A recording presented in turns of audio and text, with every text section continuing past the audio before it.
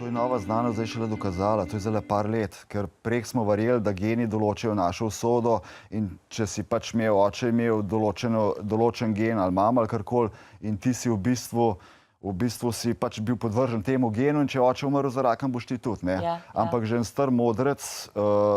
oziroma starodavna znanja pravijo, sicer se upravičujem, ker je to v angleščini, ker vem, da pač ne bi govoril slovenščini, ampak je tako rečen, if you feel, think and believe, kot so tvoji starši, se pravi, feel čutiš, think razmišljaš in believe imaš ta ista prepričanja, kot so imeli tvoji starši, in če so tvoji starši umrli od raka, potem boš tudi ti.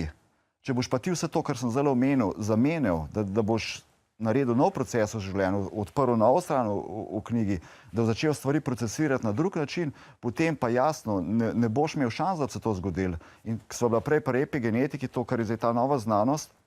je zdaj dokazan, da do 6. leta starosti dobimo tako imenovane nezavedne vzorce, ki so milijonkrat močnejši od zavednih in vodijo 95% našega življenja.